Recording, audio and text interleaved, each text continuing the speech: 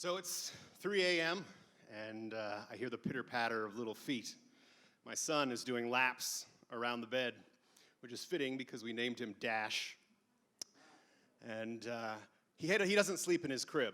We tried, and he cried, and at 11 months, he crawls out of his crib. So now the mattress is on the floor, and we're inside this little toddler jail, and my son is doing laps around the bed. He's a very typical infant for the first 4 months, and then he just one day starts hating life, sleep in particular. Anytime he wakes up, he's like super pissed, like he just did that thing he vowed he would never do again. He'll only fall asleep if he's lying on another human, and this sounds cute and cuddly, but it's really more like the ultimate fighting championship. Because he's just this whirling dervish of knees and elbows and headbutts.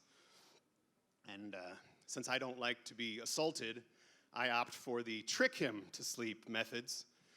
First and foremost would be the stroller, which is no walk in the park for him. First I have to strap him in like a race car driver because he is constantly trying to escape. And then he mumbles incessantly, which keeps him awake. So I have to do this barrage of white noise. Shh, okay, buddy, here we go. Shh.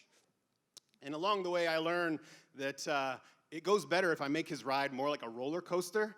So we zig and zag and do bucking bronco and off-roading. Doesn't matter, like rain, sleet, snow, 100 degrees, I'm out there. And he might sleep 10 minutes, 2 hours if you're really lucky. The other viable option is the front carrier, and so you have to kind of hold his punchy little arms down and then do something that looks a bit like a tribal dance. Shh. Shh. Despite all these efforts, he's not getting anywhere near the amount of sleep he's supposed to be getting according to the textbooks, and we just keep thinking if he can get 40 more winks, maybe he wouldn't be so miserable. And his mom and I are run ragged. We'll take turns escaping off to the spare bedroom for a little survival sleep. A romantic interlude takes more planning than a bank robbery, and we rarely get away with it.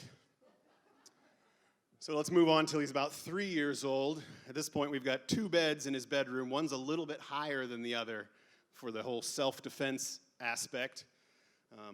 Takes 2 hours to get him to sleep, and he may sleep 1, 2, maybe 3 hours if you're lucky, at which point he shoots bolt upright in the bed and just makes a run for it, escaping the scene of the crime, and he goes and plays with his toys. If I'm lucky, I can roll over and get 10 more minutes of sleep. So things just kind of go on at a glacial pace.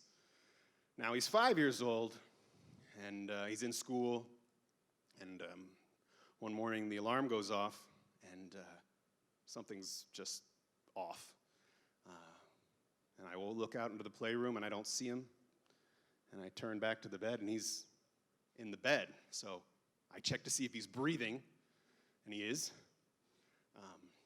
And I go to wake him up because we got to go to school, but I can't do it. I've spent 2,000 days trying to get this kid to sleep, trying to keep him asleep, and so I just look at him, and I think, it only takes about an hour to get him to sleep now, and most of the time he sleeps through the night, and he's not miserable anymore. He's grown into this really happy kid, so it was all worth it.